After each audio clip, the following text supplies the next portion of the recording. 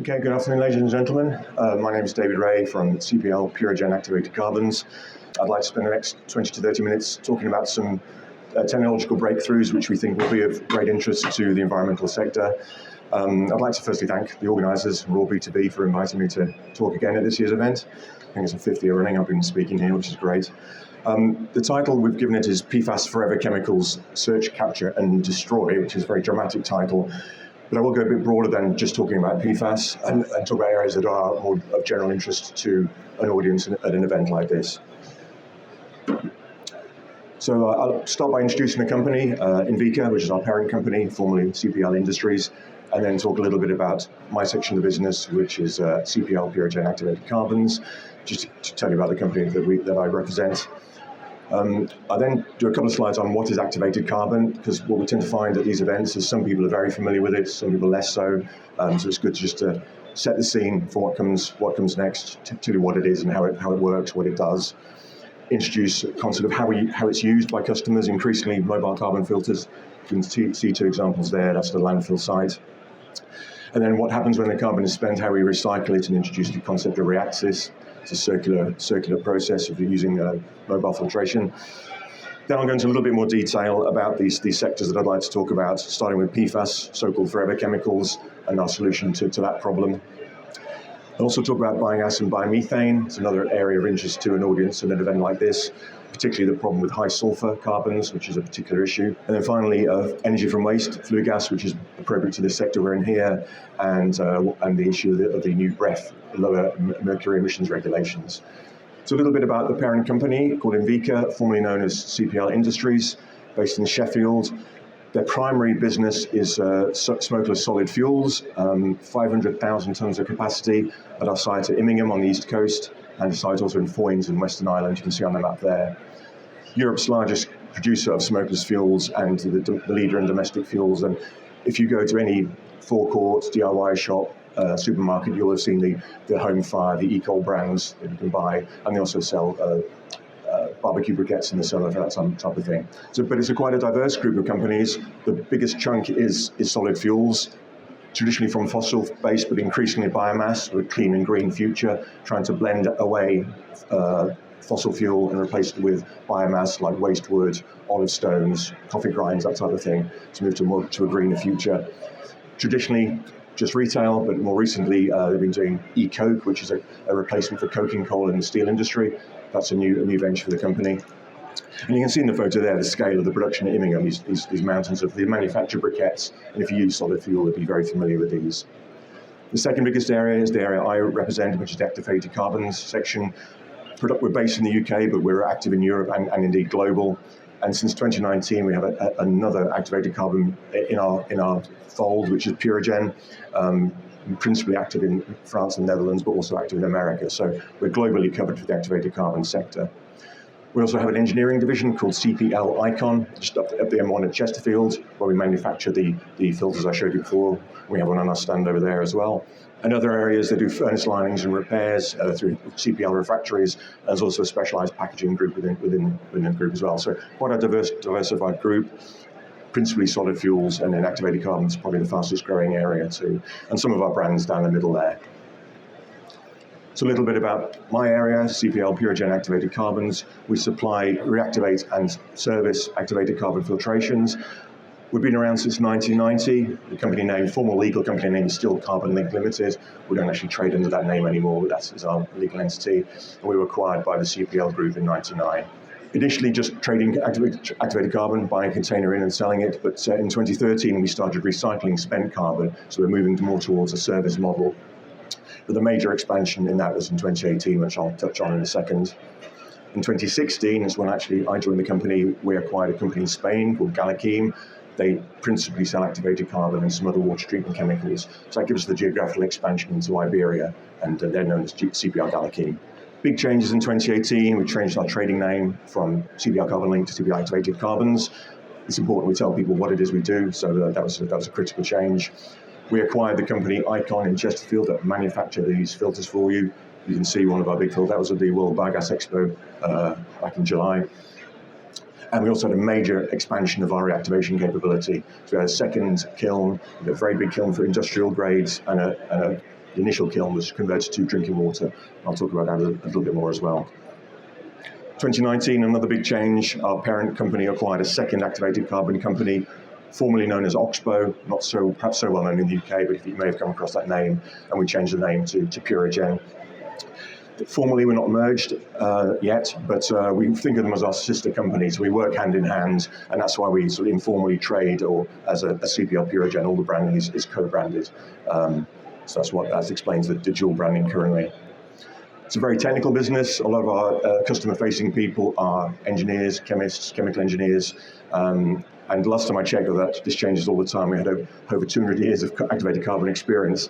And that's not just there to say, hey, why aren't we clever? It's actually because every application is very subtly different. What we're saying there is that within our team, we'll have somebody who's come across that particular problem before, and we can find a solution.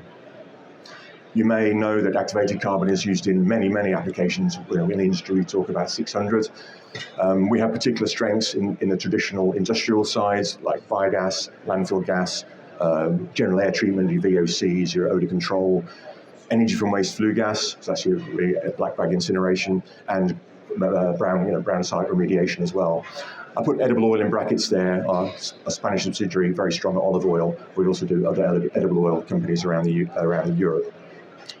Since 2018, when we expanded our reactivation, we also moved into what we call green list reactivation. That's specifically food and drinking water, and that opened up the hugest market. That's the biggest actual market for activated carbon by tonnage.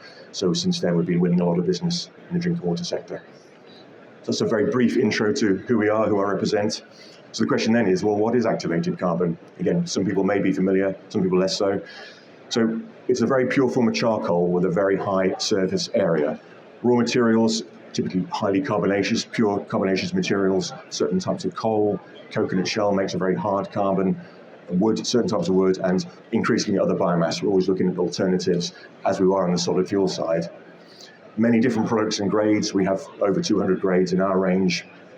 And you may be familiar with some of the names, the granular activated carbon with GAC, powder, PAC, and extruded pellets. And you can see at the bottom, this is a typical large GAC, and those are pellets at the back. They'd normally be used for gas phase applications like biogas, odor control, VOC, that type of thing. The thing that sets it apart from other forms of carbon is its vast pore structure. And we say that one dessert spoon has a surface area of 1.5 football pitches. So just picture that for a minute when you've got a spoon of cornflakes in your hand. If that was all carbon, that would cover 1.5 pitches in terms of the total surface area. I don't suggest you have that for your breakfast, but just as a nice analogy.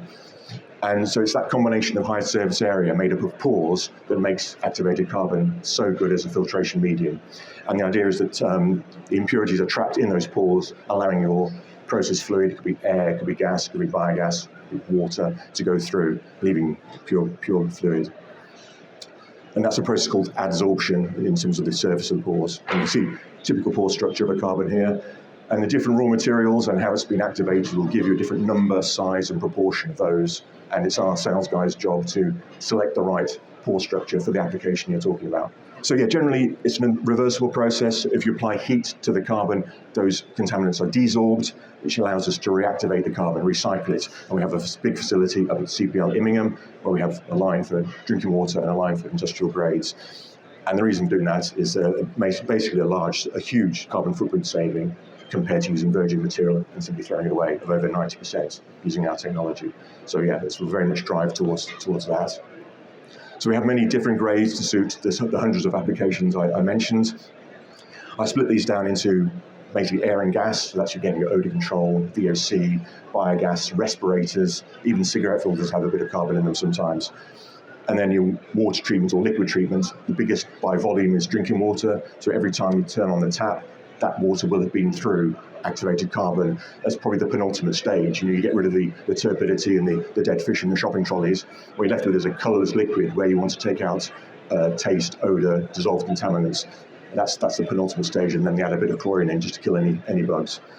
It could be wastewater, processed water. Your breweries will want to take out taste of chlorine before they make beer. It's all done with activated carbon. And it could also be chemicals and other things, liquid chemicals, pharmaceuticals on the liquid phase. Generally speaking, the applications are driven by legislation. So we want pure water, clean air, and more renewable energy. That's really what drives our business, which is good news for us. So I showed you a wider picture of the carbon surface. And you can see here the very small pores, we call these micropores. So if you're trying to trap a very small molecule, say a very small VOC molecule, you choose a carbon with more of these. This would typically be coconut shell based, gives you more of those. Whereas if you're a water company trying to take out pharmaceuticals or PFAS, or you're a biogas company taking out siloxane, you want more middle-sized pores, so a bigger molecule, and you go for a more, we call it mesoporous carbon. That's typically coal-based. So again, you choose the right carbon for the application. So how do people use activated carbon? Well, they might have their own filters, but increasingly our customer base are tending to use our mobile carbon filters. And we engineer and design these in-house here in the UK at our factory up in Chesterfield. They're supplied on a rental basis. We call them our clean flow range, and within that you have aquasorbers for liquid phase, for water, and voxsorbers for the gas phase.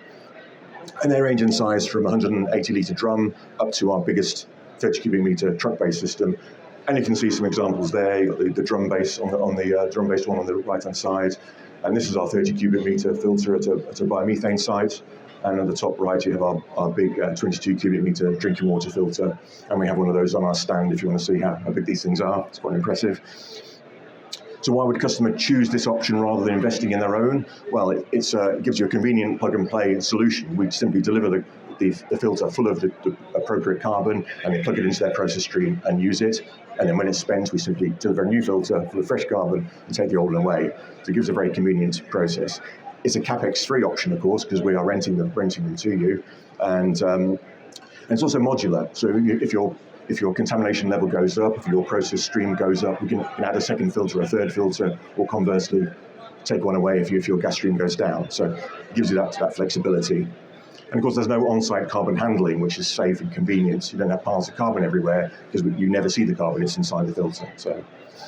And because we do the change-out service, it leads to the option of reactivation, which is what we're going on to next. So we call this our reactors process, and our philosophy is wherever possible, we will always recycle spent carbon. We have certain acceptance criteria. There are certain things we can't recycle, but generally speaking, we will. If you have a granular or pellet carbon, we will take that back and recycle it. And that's at our facility in Immingham in North East Lincolnshire, where we've had a huge investment. Why would you do that? Well, as I mentioned before, there's a huge economic and environmental benefit versus using virgin carbon once and simply throwing it away, which is how the industry used to be before we all started reactivating.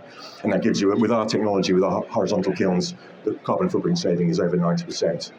And we were awarded a Green Apple Award last year for a recognition of that CO2 footprint, which is great. We have 3 separate processes at Immingham. We have CR1, or carbon reactivation 1, which is specifically for drinking water and food. As you can imagine, you want to keep that completely separate from any industrial processes like odor control or biogas or remediation. So it's essentially a food-grade site, fenced off from everything else, CR1. CR2 is our big industrial amber kiln for amber-list waste carbon, and that's for your general environmental industrial processes, your wastewater, your VOCs, siloxanes, that type of thing.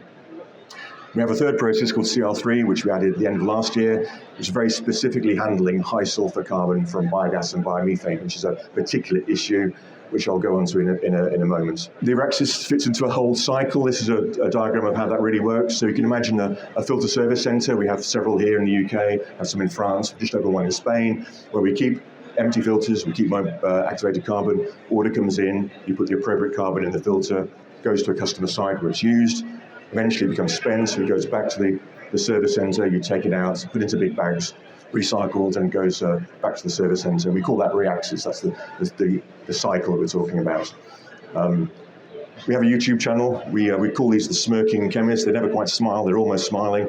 But yeah, we have some actual videos and some animations where we go into a bit more detail about all of these processes. So if you want to know more, certainly delve into that. That's what activated carbon is, how it's used. What does it actually do? How does it help customers solve their purification problems? Well, broadly speaking, we split the contaminants it treats into 2 areas. Organic chemicals, that's based on carbon chemistry, and inorganic, which is the rest. I've color-coded this. I'll coming back to this slide, but I've color-coded it according to the application. I've done blue for water, red for biogas, and green for flue gas. Touching on water first, so you can see typically organic contaminants, your pesticides, your herbicides, pharmaceuticals, PFAS, which I'll come on to in a minute, and these terms TOC and COD, that's a term we use for the overall organic loading of organic materials in your water.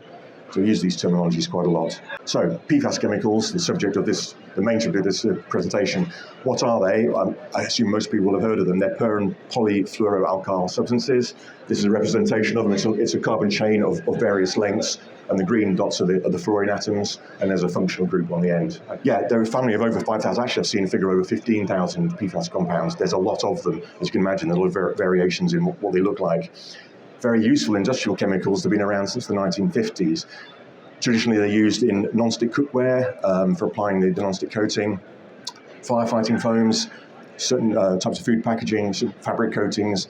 They became known to the public after the Buncefield oil fire, maybe from a few years back, where they used a lot of firefighting foam on the Buncefield oil terminal, and suddenly there was PFAS everywhere, and it was a real problem. So yeah, that's when we leapt into action.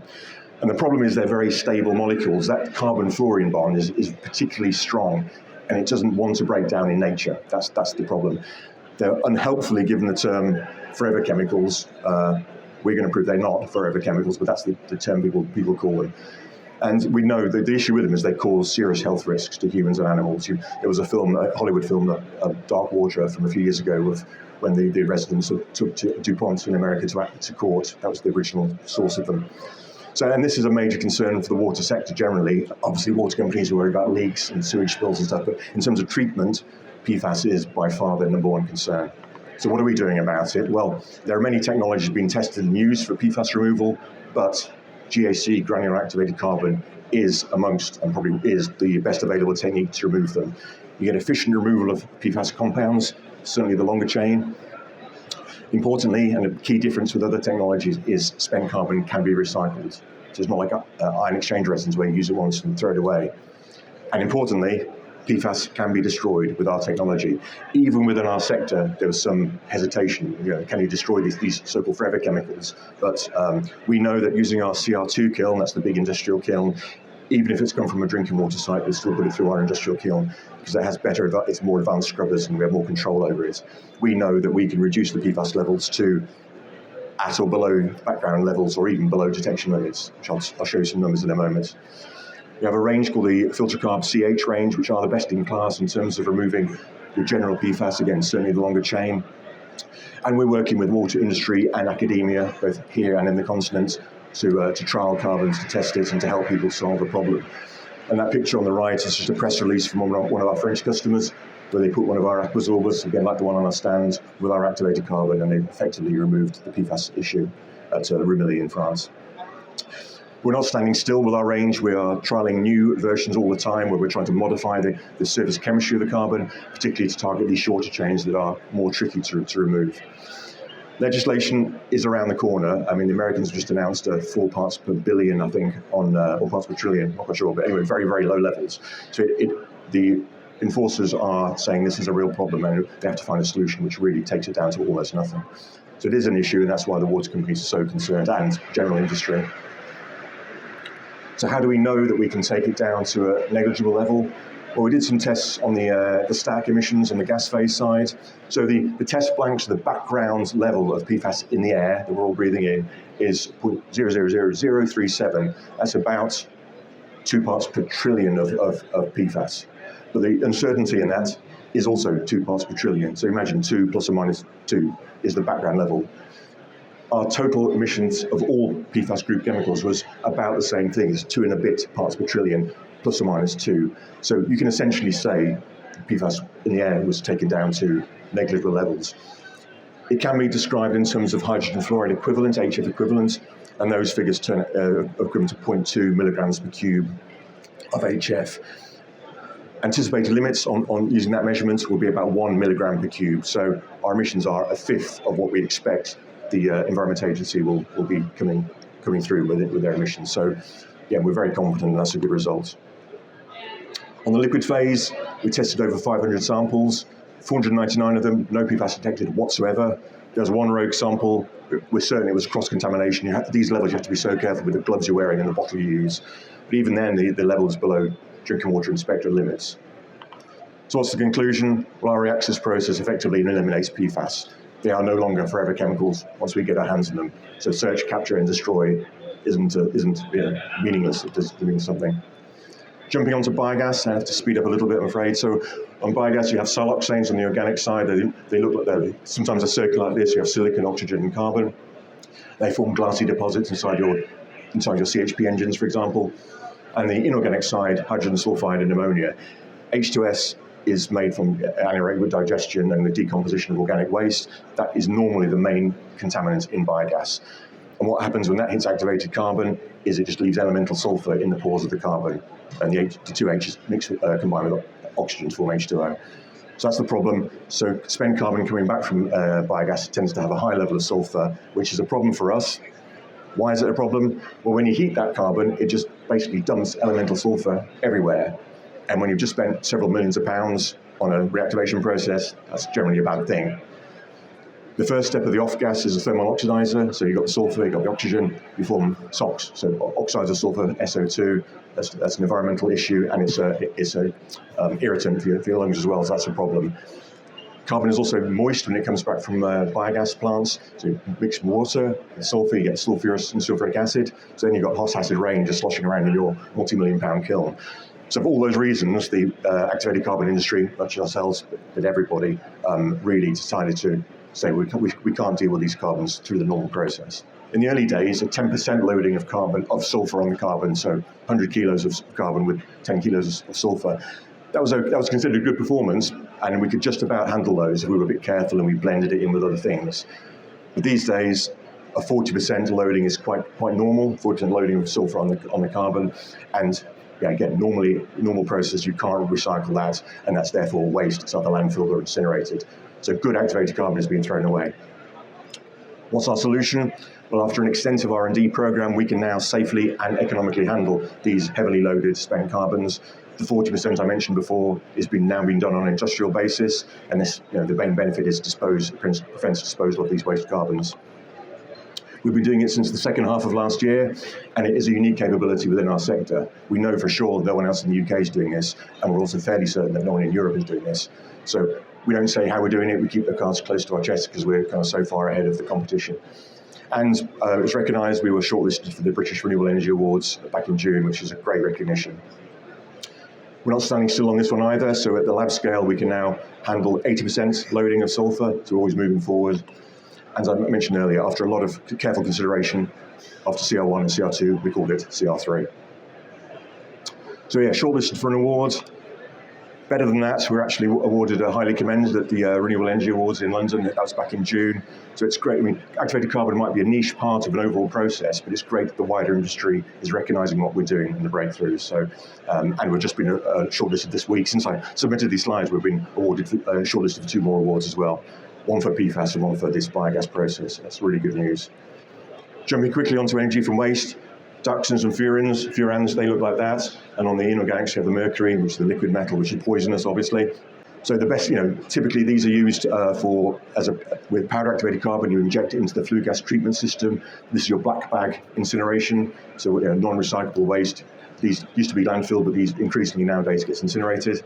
And they inject some activated carbon as a powder with other things like a lot of lime as well to take out the acidity. And the purpose of the carbon is to take out your mercury, dioxins, and your furans, those 3 main things. And PAC, powder activated carbon, is the best available technique, the BAT, for flue gas treatment. We are the market leaders in that. Our FGT range, conveniently named FGT, is the industry standard, and we supply most municipal and also many biomass and actually medical incinerators with activated carbon, both here and overseas as well. The key change here is last December, there was a new legislation called Best Available Technique Reference Document. It's EU-wide, but it's carried over to the UK following Brexit, demanding much, much lower levels of mercury, dioxins, and furans. And we've worked with the German testing house to measure the performance of our FGT grades versus competitors' products, with what we know how they work. What we found is performance depends on many, many factors. I don't have time to go into that today. We're doing another presentation in a few weeks at an energy from waste conference, where we can talk more about that. And we're working with a number of energy from waste customers who have a concern with maybe high mercury levels, and switching them over to our new premium grade, which is called FGT Extra, where we can easily exceed the requirements of the BREF requirements. I'll show you what I mean by here. I don't normally put graphs on these things because they're quite hard to absorb information quickly, but I've really simplified it down and covered up all the detail. This is mercury removal efficiency from 0 to 100%, and this is time from 0 to 10 minutes. Typically in an energy from waste, we talk about a few minutes of contact time. So standard powder active abatement grades, they decline over time, the efficiency reduces. But what this line is at the top, it's not a border for the graph, it's actually FGT extra. So it's basically 100% performance through the entirety of the test. There's no drop-off in mercury abatement during the time of the trial. So again, if a customer has a concern over mercury, go to that grade and your problems all disappear. So that was basically it. The summary then is our group, CPL Purigen Group, aims to be a one-stop shop to help customers solve their purification challenges. We have the activated carbon range with our filter carb brands. We have the clean flow filters I mentioned. We have the Reaxis recycling process, which gives the carbon footprint reduction. Things I haven't touched upon, we have full engineering support, so we can engineer the entire system for you if you need it. If you've not used carbon before, you might need the full pipework, pumps, all that stuff. And we also have QA and R&D capability at our reactivation site to test your gas, test your liquid, test the carbons, and come up with a solution. We've demonstrated technical leadership in this sector, both in terms of activated carbon purification and the reactivation of spent carbons. With multiple award winning, again, that's changed by 2 since I even wrote this slide. So yeah, we're winning awards for Reaxis and for CR3, our high-sulfur, and we are innovation awards for our PFAS busting technology. We have a policy called no hidden fees. So if you give spent carbon back to us and it's more difficult to handle than was expected, we won't hit you with surcharges. We agree on a fee in advance. So that separates us from some people in our industry. And we also have our FGT extra powder activated carbon for the flue gas treatment. So many innovations, both commercially and technically. That's it. Thank you very much. Please visit our stand, ENF50. You literally can't miss it. It's got a 7-meter mobile filter on it, right on the main alleyway through. And if you're interested in knowing more about energy from waste and our powder activated carbon, I'm doing another presentation on the 1st of October at the event at Aston Uni. It's the Operational Optimization course, small conference, but we'll be there. My technical director will be there with me. So if you want to talk about that in more detail, please come along. So thank you very much.